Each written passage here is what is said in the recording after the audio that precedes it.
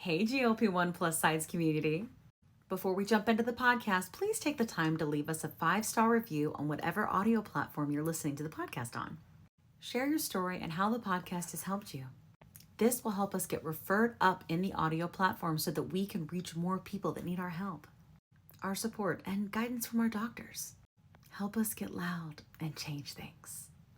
Are you interested in understanding GLP-1 medications like Ozempic, wegovy, or Mounjaro? Then join us on the Plus SideZ Cracking the Obesity Code, the groundbreaking podcast helping people change their lives one episode at a time. The Plus SideZ Podcast is a disruptor. We're breaking down barriers, smashing stereotypes, and sharing inspiring stories that'll leave you feeling informed and empowered. Join us every week to learn from doctors who are specialists around GLP-1 medications like Ozempic, wegovy, and Mounjaro. They'll provide you with science and facts to validate these incredible stories. But that's not all. We'll also bring you the voices of the GLP-1 Mounjaro TikTok community, real people who face the challenges of obesity-related diseases and disorders and discovered the incredible plus sides of GLP-1 medications. Our episodes are filled with heartwarming stories, laughter, and moments of triumph. You'll connect with our amazing community members who are reclaiming their health and experiencing their fullest lives. Are you ready to embark on a journey of discovery and empowerment? Tune in to the Plus SideZ Cracking the Obesity Code, and together we'll change the narrative around obesity and end the stigma. Subscribe now on YouTube or your favorite podcast platform and join our incredible community. Let's celebrate the plus sides of life together, because every story deserves to be heard. Every life deserves to shine, and everyone deserves access to expert knowledge and medication. The Plus SideZ Podcast. You're not alone. It's not your fault. Want the fastest working GLP-1? For half the price, Ro now offers FDA-approved weight loss injections cheaper, with results you can see faster. Lose 15% of your weight with the formula from Eli Lilly that hits not one, but 2 hormones to curb hunger and nausea. Weight loss faster. Confidence higher. Price cheaper. See if you qualify at ro.co/TV. Welcome to the Plus Welcome. Podcast. Hi, everybody. Howdy. I see we have Bear Extraordinaire with us today. Yes, we do. The bear is We have a extraordinary. bear appearance, and Bear is wilting away into nothing. We can barely see him now. I know there's so little know? of him. He's a little bear. He walked by the camera, and I was like, "What is that?" Oh, that's Bear. Little bear.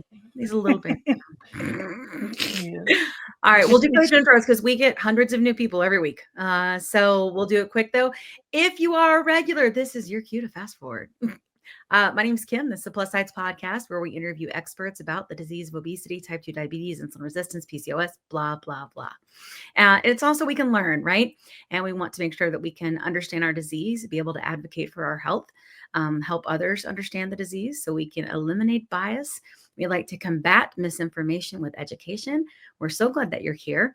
I've lost 110 pounds on this medication. I have struggled with obesity the majority of my life. My first diet was on Weight Watchers. I have a very vivid memory of being 8 in the kitchen, drizzling chocolate sauce over a rice cake just to be able to stay within the points and be able to sleep and have something that would taste good to my brain. So I've been trying to control the size of my body my whole life. And when I found GLP-1 medications and the food noise turned off, I could not shut up. And so I still haven't. And it's been 2.5 years. So, and this is the Plus SideZ Podcast where we do all this. Let's go to Kat. Who are you? What you doing? Why are you here? What's up? You know, I just thought of this. What happens when you have 3 friends that used to work together 10 years ago, get together and start a podcast? We make a podcast. Yes. It's been like 15 years because we knew you before I had our son. Yeah, it was 2011 when I started there. So yeah, I got married at, I was at Career Builder. So then to 2014 was when I left. Yeah. So anyway, that's how our origin story of the plus size. It is. It totally is. Dorky friends before then. But hi, I'm Kat.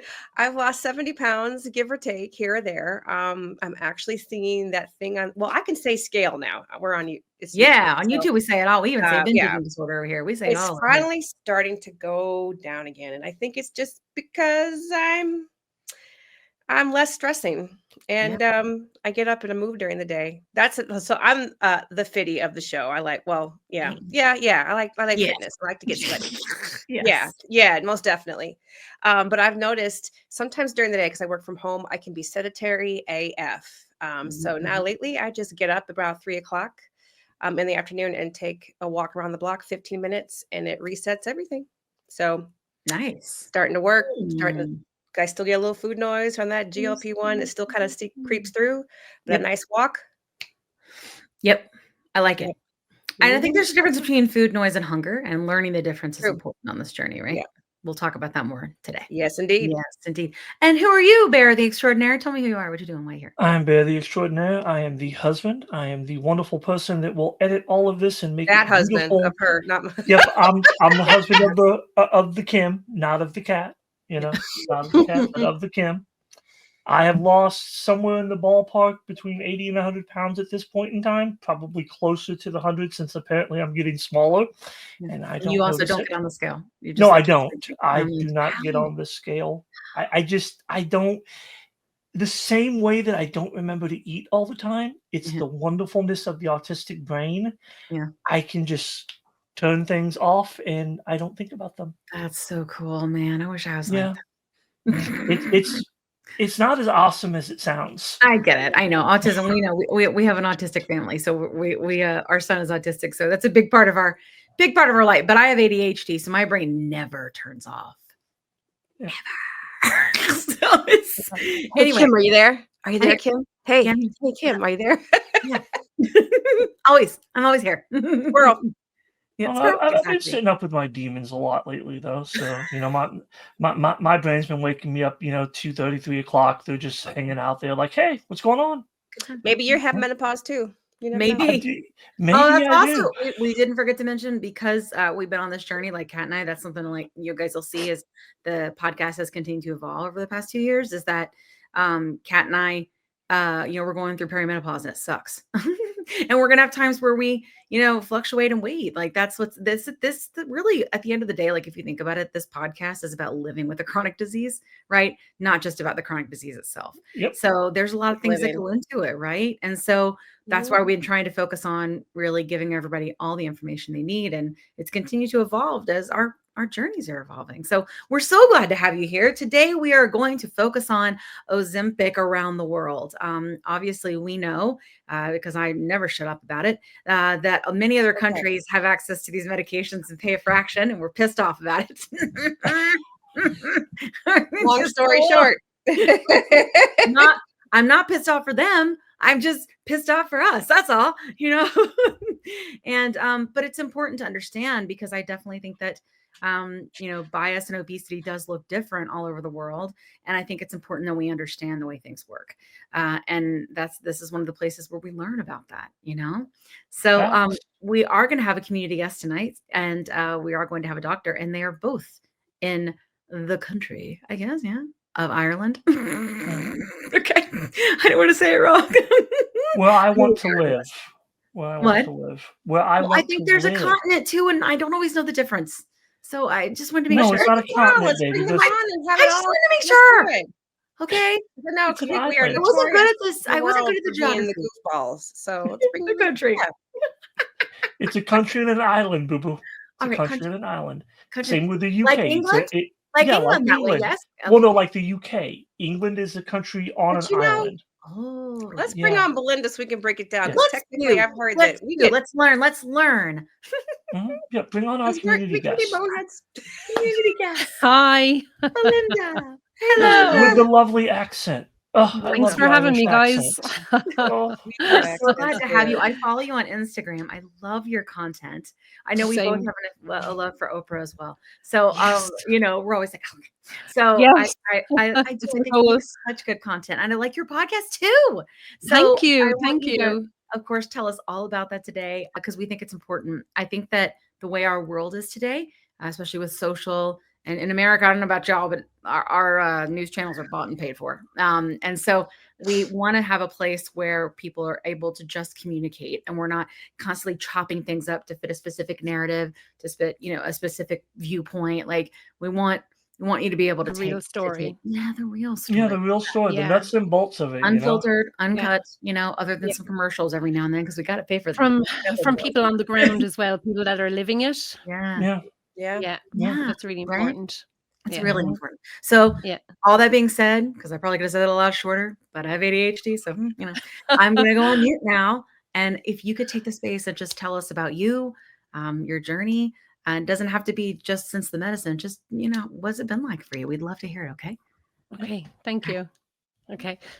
So Belinda, 48 from Ireland. I have been in a vicious circle of dieting and relapsing for 30 years, just over 3 decades.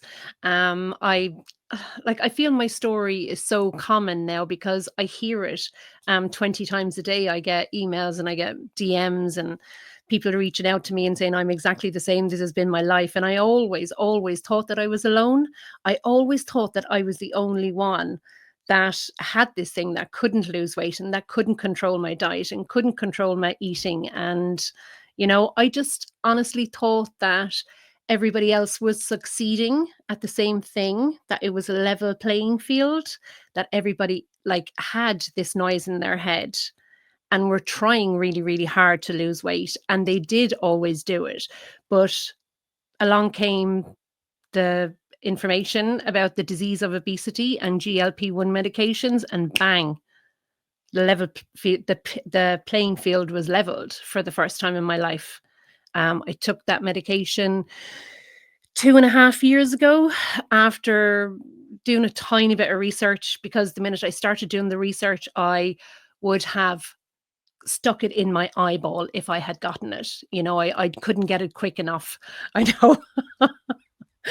And I went to my doctor and absolutely not, no way would he entertain me in getting that. So I went online to an online doctor. Took me about 3 minutes at the time to get the medication, and off I went. And I've, from the 2.5 years ago to now, I think I've lost about 87 pounds. The majority of that weight I would have lost at the very beginning, because it does slow down. And again, like you were saying earlier, the menopause, perimenopause creeped in at around the same time.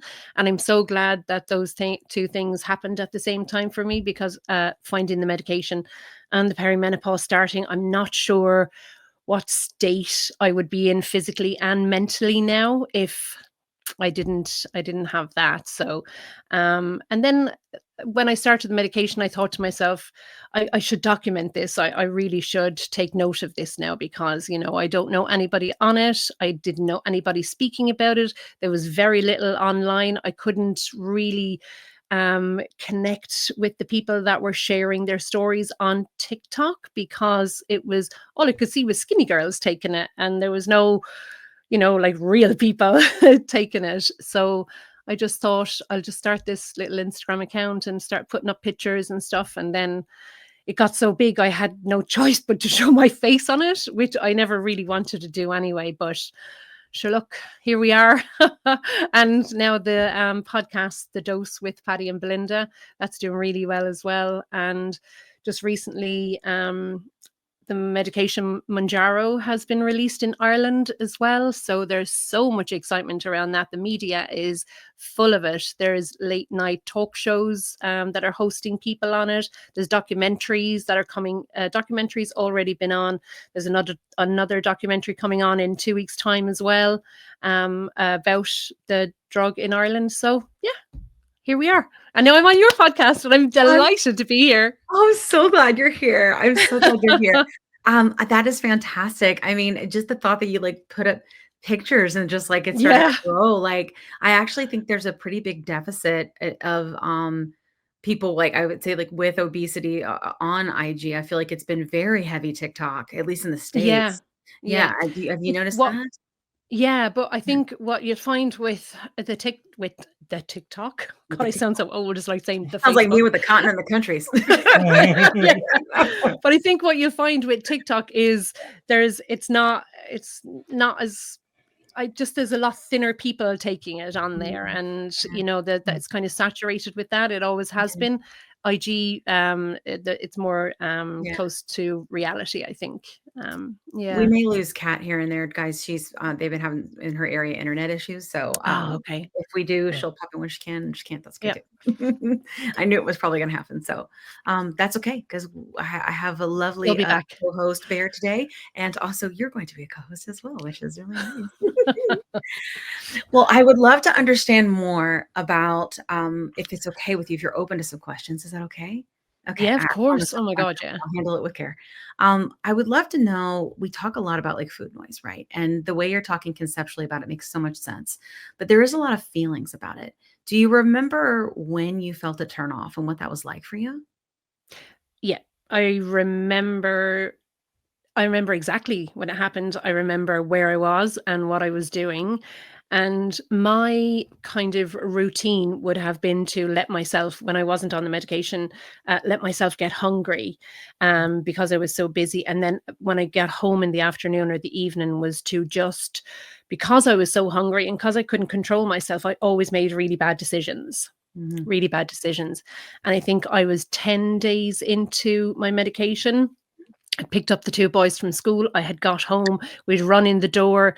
And for the first time in my life, I wasn't, excuse my language, but I wasn't fucking hungry. Yeah. And I'd never felt that before. And even now it gives me shivers thinking about that moment for the first time in my life, not been bloody hungry. Like, who goes around their whole life for 47 years hungry? Like, it's mental. And yeah, exactly.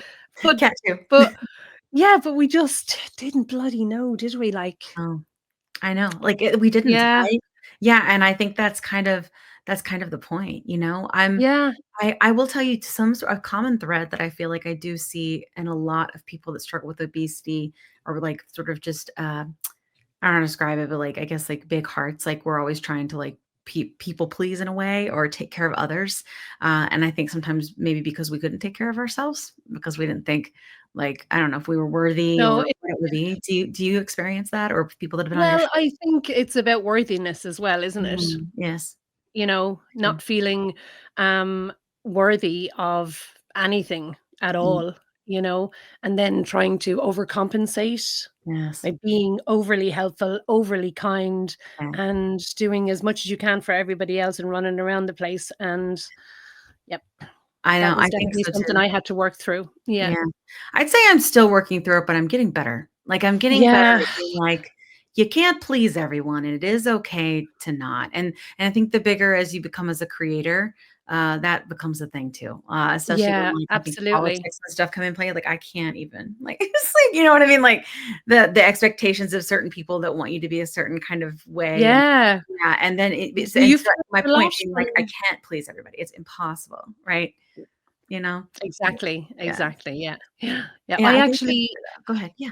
I had a health coach for 18 months of my journey, and I was so blessed to have her. I was able to work through an awful lot of stuff from my past, and I was able to work through the damage that had been done to me emotionally, where the toxic diet culture was concerned, and being addicted to the scales and letting the scales dictate my day, my feelings, how I was, how worthy I was as a person to go on about my day and have a good day. Or if the scales didn't allow it, then I didn't have a good day. But it was all the things of standing in diet rooms, like what we would call like Weight Watchers or whatever. We had our ones over here as well. Like I was in them when I was 14 years of age, so. Yeah, absolutely. I mean, I think it's very common here too in America. I'm wondering around, like, and we'll talk to our guests about it as well, but I'd love to know, like, what about bias there with people that are large? Like for here, especially like with riding on airplanes or riding in public transportation or things like that, they can really affect so much. And I'm wondering, like, has there been an issue with you? Are you guys seeing people being upset about you taking the medication? Like, that's a very big thing here. It's really shaken up like everything that's kind of at the core of this country, like from where you eat to how much you eat to what clothes you buy, all these different things. And I'm wondering like if that's something that's echoes around the world. Are you talking specifically about like somebody like me taking the medication and Yes. people judging me for taking the medication? Like Yeah, of people say to you, course. you're not doing it the right way, or you need to eat less and move more. Not to my face, obviously, because they I don't know. People say it to my face. I wouldn't dare say it to my face, I can tell you. They can say what they like behind my back. But look, do you know what it is? In Ireland and in small towns, it's very parochial. Like it's very, very small town mentality. And it's not even that people would say to you, oh my God, what are you doing taking that? It's, oh, just don't tell her, or don't say this or don't say that. It's very, everything, I think it's a bloody Irish thing. Everything's swept under the carpet and not spoken about, you know? But like you, Kim, since the day I found it, since the day the food noise turned off, I can't shut the hell up about it. And I'm not going to either, like yourself. And you can't as well, I'm sure. Yeah. No, not at all. Yeah, but we do get like there's a lot of hate on TikTok. Paddy, my podcast partner in crime, is on TikTok quite a lot. I hate it over there. I think it's like the Wild West. People are crazy. Oh my God. They're nuts. They've got no filter and they just say what they like. I was on there for 3 days because I got shadow banned and I just went, oh, I'm never going back there again. I don't get it so much on Instagram. Instagram. Yeah. Where do you guys get it most?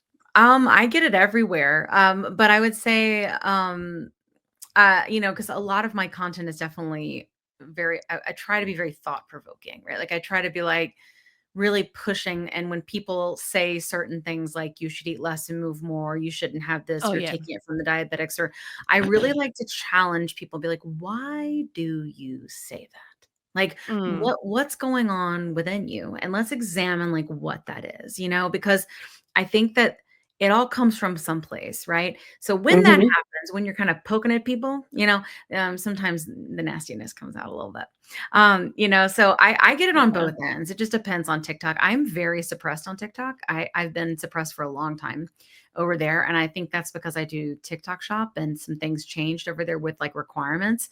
And they kind of quit pushing out anything but my TikTok shop videos. So now I've got that's where I am with Instagram at the moment. Like, really? There is 0% of non-followers seeing my stuff at the moment. That's it's killing me. Oh wow! Yeah. They won't even let me change my profile photograph. They hate me at the minute.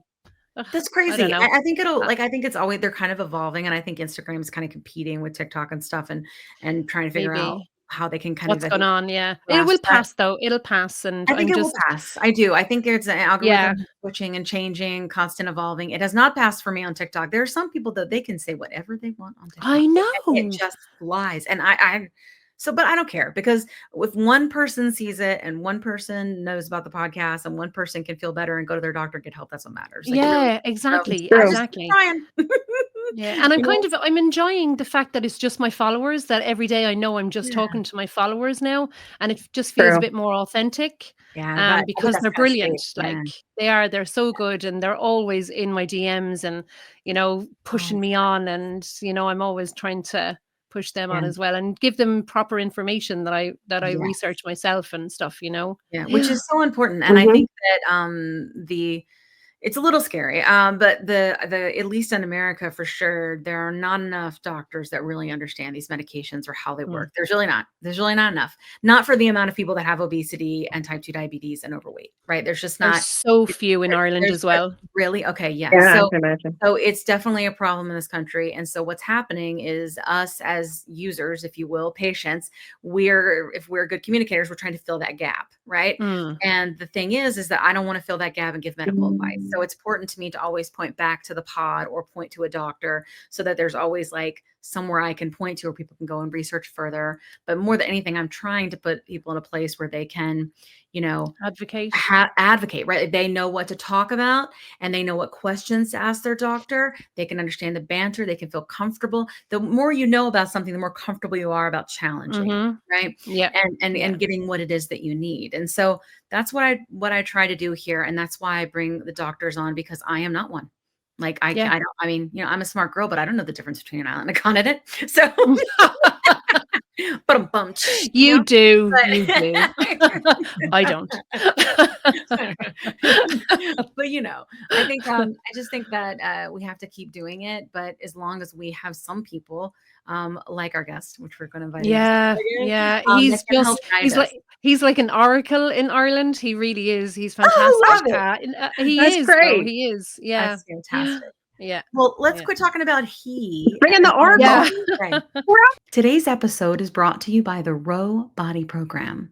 If you've been following along on my GLP-1 journey, you know that managing weight and metabolic health is a huge part of what I advocate for. Row's approach combines GLP-1 medications and then personalized support, giving you a tailored solution to help you take control of your health. And it's more than just weight loss. It's about finding the balance and the support that you need for long-term sustainable change. If you're ready to take the step, you can go over to row.co/plus SideZ with a Z and see how Row can support your journey. That's row.co/plus SideZ. I'll link it here in the show notes. You're not alone. It's not your fault. Okay.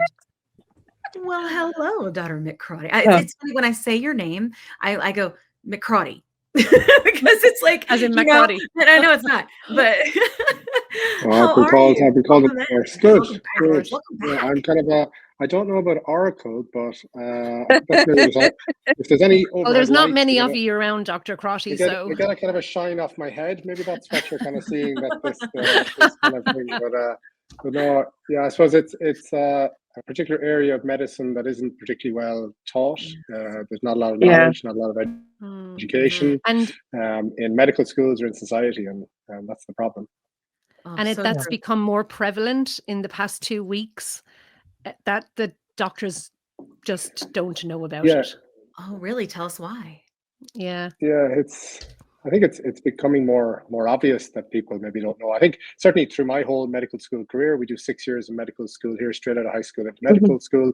You do 6 years, and then you start training as a junior doctor, and you do your subspecialization. And I did family medicine. So throughout my medical school, throughout my kind of family medicine kind of residency and training, and then when I started working, there was little to no education about obesity, about how the body regulates weight, about the complexity of it. And it wasn't then until, I suppose a bit of self-directed learning. So I moved to Canada and lived there for 5 years. And just happened to be in Edmonton, where Obesity Canada is kind of situated, one of the greatest kind of advocacy and educational organizations around obesity. I just happened to bump into these people who were world experts in obesity and got chatting to them. And then you come across the science, and it actually just makes sense when you understand how the body regulates weight. And that's the biggest thing for me with patients. When you talk to somebody who lives with obesity about how the body regulates weight, they get it straight away because they've lived every second of it. So they understand it. And it also helps them understand their journey, why they have lost weight, why weight has come back, why it has progressed to a higher level. And when you kind of start introducing this idea that it is absolutely feck all to do with willpower, motivation, knowledge about food, laziness, or any of these other kind of negative things that it's said to be in society, people understand it straight away. And I think we spoke the last time I think I was on about, I meet people who are incredibly successful in life, who are successful academically, in sports, professionally, in relationships, and they're utterly pissed off and frustrated that weight seems to be this area that they can't control. How can I be so knocking it out of the park in all these areas of my life? How can I be honors list? How can I be high achiever? And yet I can't regulate something as simple as my weight. And people feel, this is an area that I'm failing at. Whereas actually, when you look at it, the skills that make you successful in life are not helpful to manage your weight, because this is not logical, this is biological. And when people understand that, and again, I know kind of on all of the platforms you'll see these videos from Oprah and stuff coming out recently, and there is no better case study. You couldn't have a more successful, more intelligent woman who has access to personal trainers and chefs and everything, and yet she still struggled.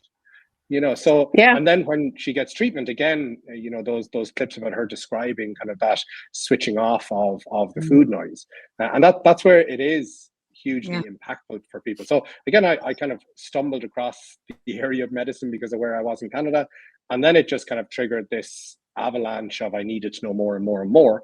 And then my wife told me I was moving back to Ireland, so I had to say, okay, what am I going to do in Ireland? And that's how I ended up kind of transitioning out of family medicine and doing obesity care full-time in the community. So it's kind of, but the problem is, and actually one of my roles, I'm the clinical lead for obesity with the Irish College of General Practitioners, which is like the Irish College of Family Medicine. And one of my roles is educating GPs.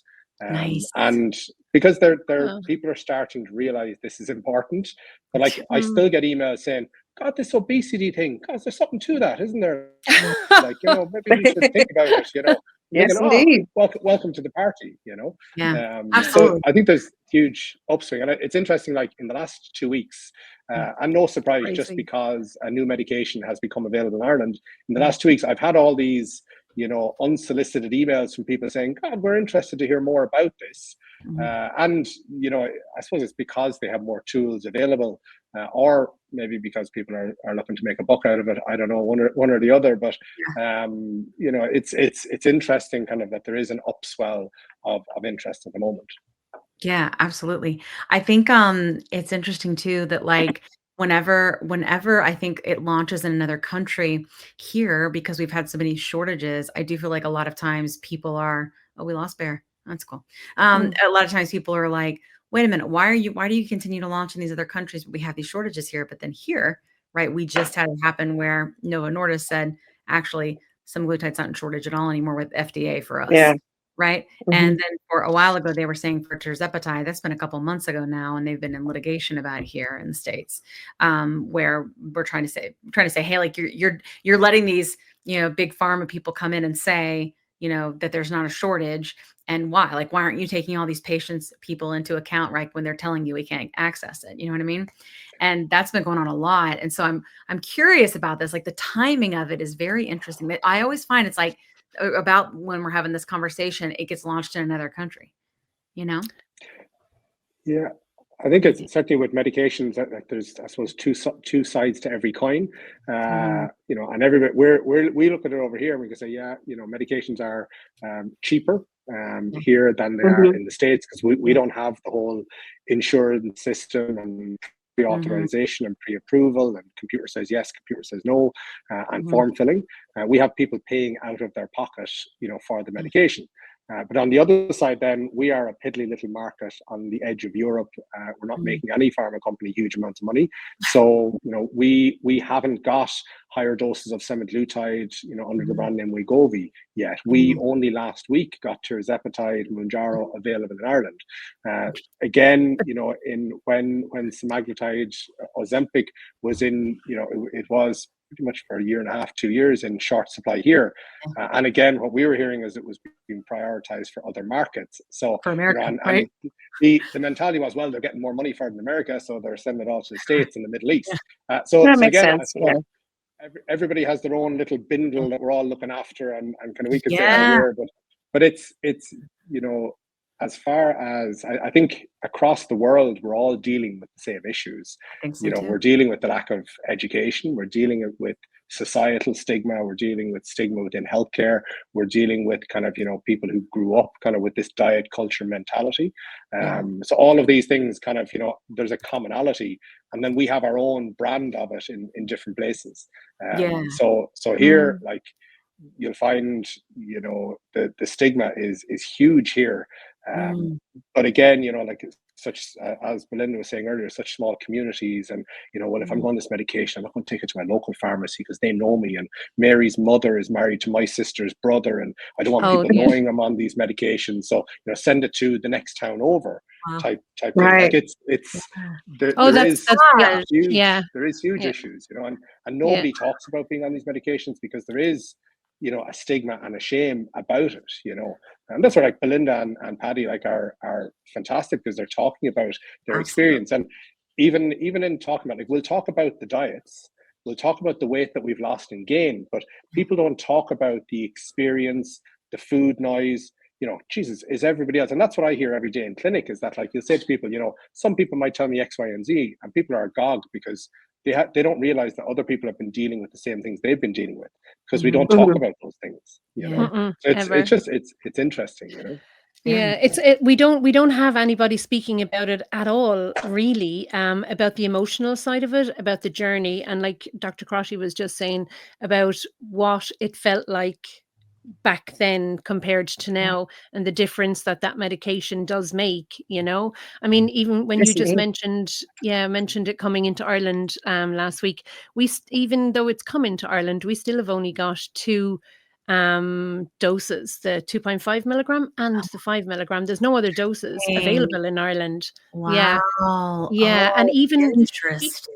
And even when people over here in Ireland started taking Ozempic for weight loss, when we would go into the chemist to get the medication that we had a prescription for, we were told no by the pharmacist that you're not allowed to have it, that they're prioritizing their medication for the people with diabetes, which is fine because it is a diabetic drug, and that's what it was made for, and that's what it was prescribed for first. But it was tough. It was very tough for a while over here, and people were treated so badly in chemists that I had people crying to me on DMs. They were saying that I'm here crying. I was in there and I was shaking. I was so embarrassed, and it was awful. And it was across the whole country. Whole country. It definitely, same thing was here when the shortage happened a couple years or even a year ago, right? Like, same thing. We would go to get our medicine, and so here we call it the pharmacist. I think it's very similar to chemist, the pharmacist would say, like, no, we're prioritizing for diabetics because of the shortage. Same thing. We experienced it as well, which was difficult, because then what happens when that happens is there becomes kind of a rift between those who have type 2 and those who don't, and that was, man, it ran rampant here in the media. It was definitely people are taking it away from the diabetics was like the narrative, and they were spinning it and all these different things. And that was really before Weight Watchers bought a telehealth and started turning things like to where they were, I call it getting in the Ozempic game, right? But like, that was before that. When that happened, the PR switched, and all of a sudden it was like Dr. Crotty said, maybe there's something to this obesity of Weight Watchers getting involved. You know what I mean? And so that's definitely been a thing here as well. I think it would probably be good if we sort of dig into understanding, if you guys will honor me and understand this, but like understanding a little bit about our bodies and how they work. We talk about things from like a food noise. We use big words like metabolic syndrome. We talk kind of about insulin resistance. I think one of the best things I ever saw, this is where I first found Dr. Crotty, was he was talking to someone in the media, and he specifically said, telling a person with obesity to lose weight is like telling a person with depression to cheer up. Like, you're not taking into account these very complicated things, right? And I would say even with some people that we have that are moving into leadership positions and our new administration, they are not educated in this area, which is why in the States specifically, we're trying to be louder than ever, because this is very important and you can't miss this piece, right? So if we could talk a little bit about types of fat and things like that. I know Kat's got a question. And like insulin resistance. Let's just try to move into the science a little bit, and we'll go from there. Let's do it. Let's get sciencey. All right, Dr. Crotty, can you explain the different types of fat, why fat is sometimes referred to as an organ, and which types are considered more dangerous than others? You didn't tell me there would be a test on this. Do I get graded at the end? And kind of is there fact checking going on? You got it if you know the answer. Good luck. We used to think of fatty cells, adipose tissue, as something that's just there to store energy, and now we know that actually it's much more complex. Like everything in the body, it's more complicated. I suppose an organ is a collection of tissues that has a specialized or particular function. Okay, so your heart has a particular function, your liver has a particular function, your kidneys have a particular function. They're all there to do things within your body and to keep you alive. So adipose tissue, I suppose, which is our fancy way of saying fatty tissue, has a function. And its function is to store energy. but also it has a role in energy balance. It has a role in inflammation. It has a role in the immune system. It has a role in kind of padding our body if we fall or get injured, and protecting our organs. It's got lots of different kind of functions. So it's not just this thing that's sitting there. There is constant communication happening. So it's communication between our fatty cells and the brain around our energy balance, and there's hormones that are produced like leptin by fatty cells that communicate with the brain around energy balance. And if I am in an energy deficit, and if my weight is coming down, my brain gets feedback on that, because our brain is there to try and maintain our fat mass. That's the job of our brain, our subconscious caveman or cave woman, if I'm not being sexist, or cave person, if I'm being really inclusive. Brain, I don't know if there's anybody who doesn't identify as a person, but I think the subconscious, our hypothalamus, that's where weight, energy balance is regulated, and that's constantly getting feedback from fatty cells, but also from our stomach, our gut, our pancreas, our liver, kind of lots of different places. And then the brain kind of integrates that, and that's where ultimately our weight is regulated in the subconscious brain. So I suppose fat cells or adipocytes are not just there to store energy. They've got lots of other functions. As far as different types of fatty cells, we have white adipocytes, and we've got brown adipocytes. Brown adipocytes are predominantly in babies and toddlers, and the number of them reduce as we get older. So they're there to protect you from getting cold when you're a baby. Essentially, they have a way of kind of heating our body aside from shivering. White fatty cells, and they have kind of function that we still have some of that as adults, but predominantly most of our fatty cells are these white adipocytes, and their job is storing lipid or storing fat, and like all those other things we said. And when we reach adulthood, we pretty much have the number of fat cells that we're going to have, and we will always have the same number of fat cells, but those fat cells will swell and get bigger or get smaller, depending on what's happening with our energy balance. And then it comes back to, I suppose, the biggest thing for me is that subconscious brain, that caveman who's in the back of my head, where hunger and fullness, reward, craving, wanting, metabolic rate, all of that is regulated at a level of the brain we can't control. You can't think yourself less hungry. You can't think yourself more full. You can't think away the dopamine response you get from food. So this is happening biochemically. And again, that plays into then, our hypothalamic set point, or, the set point kind of managing body weight, where, irrespective of how my body has gotten to this weight, when I'm here, now my brain and my body and my cells are defending this weight. It's not natural. It's not intended that we should lose weight. We're not supposed to lose weight. No animal is supposed to lose weight, and we're no different. So again, I suppose it's, I don't know, have I blinded enough with the science there, but it's, I suppose, the take-home message when I'm chatting to people is, this is more complicated than we have been led to believe. This is not within our conscious control as much as we have been led to believe. And lots of different things will influence weight and health. And like, we haven't even gotten on to health, because that's another, we can talk about weight, we can talk about health, we can talk about appetite. Like there's all these different concepts, and they're related to each other, but they're not the same thing. We'll definitely talk about all those things for sure.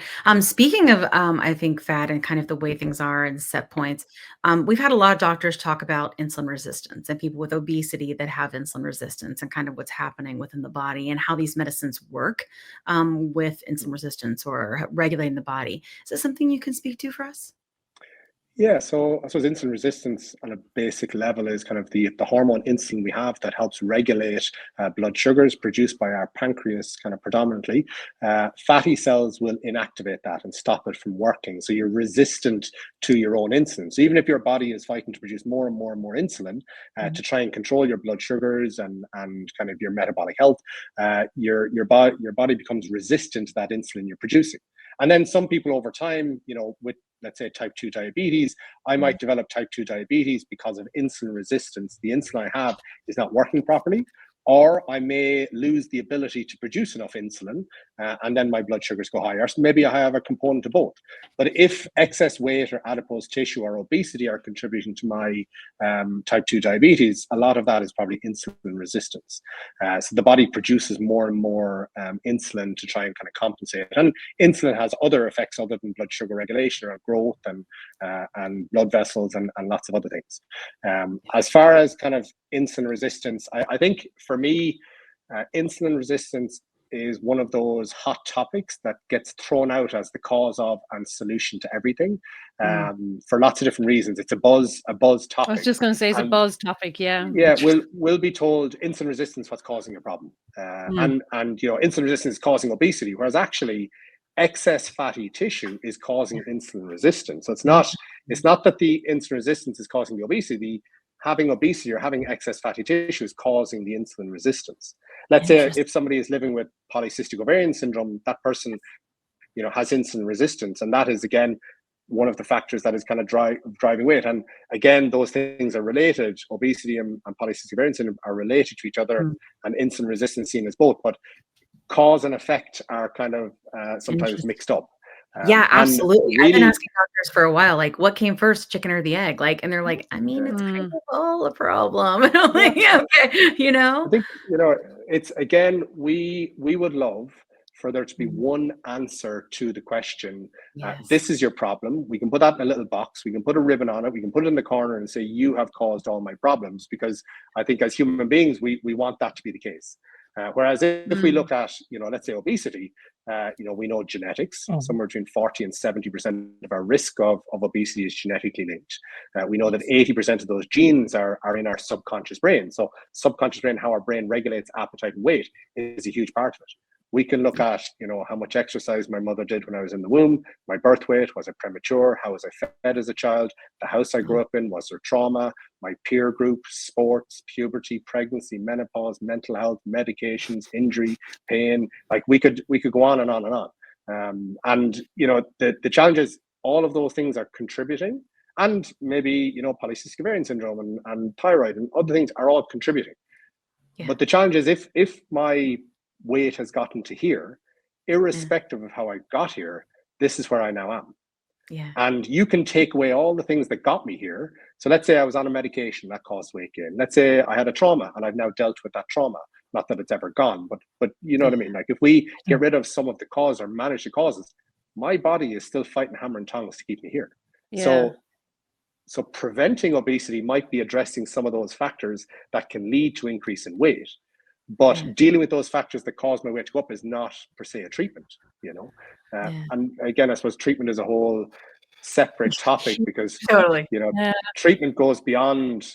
Treatment is not about weight. Treatment is about treating a medical condition, and it's about treating the person and how it affects them. So as far as kind of how medications address insulin resistance, something like metformin, glucophage, a commonly prescribed oral medication for polycystic ovarian syndrome and for diabetes, that works to kind of reduce insulin resistance. That's why it works for diabetes. It has only a very minor impact on the subconscious part of the brain that regulates weight. So some people might see some weight change, but not hugely, even though it's treating insulin resistance. GLP-1 medications do treat diabetes. They treat insulin resistance. They contribute to your body producing more insulin and not inactivating that insulin. But the predominant effect on managing weight is in the brain. These are medications that are mimicking natural hormones we have around fullness, satiety, satisfaction around food. So that's how it predominantly works for managing weight.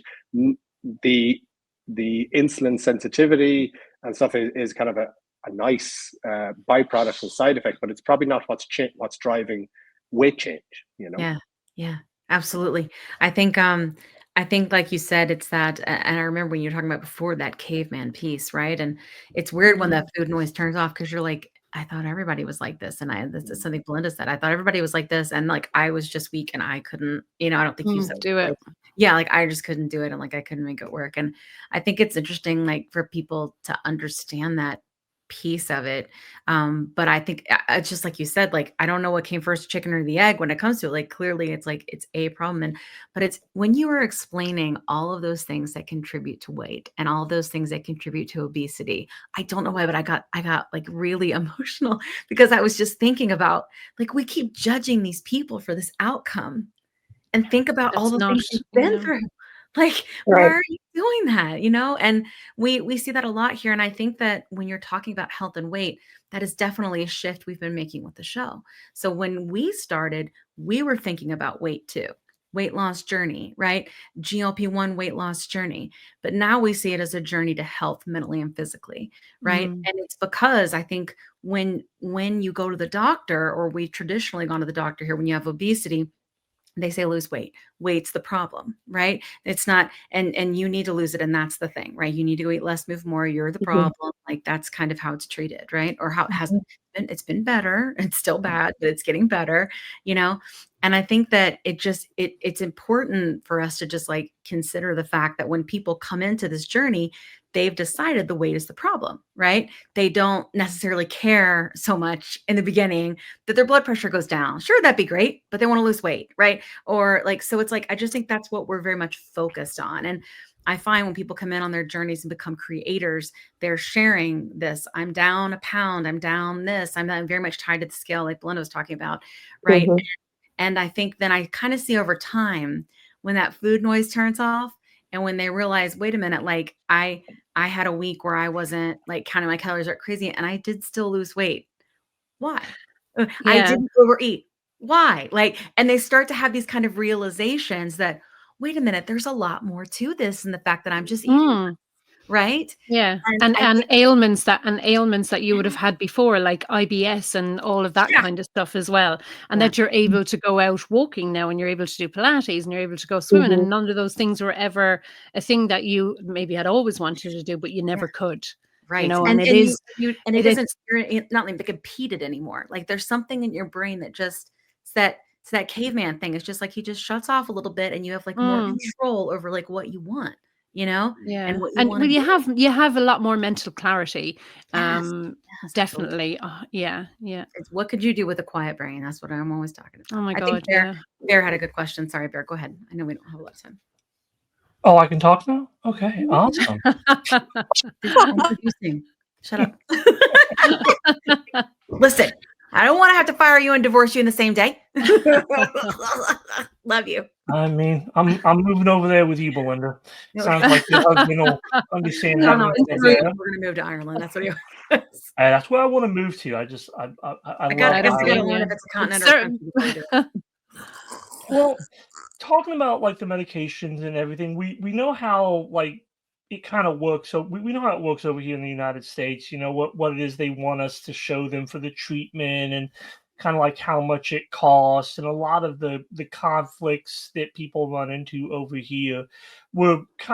I'm especially kind of interested to learn, like, what is it like over there? Like Belinda, when you went to get your script for the very first time for it, like, what was the criteria? Did you go to your doctor first? Were you able to just call the pharmacy? Kind of like, the cost of it, and then, is there financial aid if you can't, come out of pocket for it? It's like if you don't have an extra $150, let's say, dollars for it, do you have a way to get help with that kind of, stuff along those lines?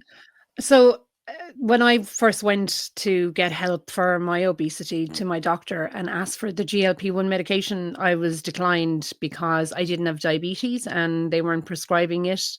This was 2.5 years ago. A lot's changed since then, but they weren't really prescribing it for people that didn't have diabetes. So like I said earlier, I went online to an online doctor and got it.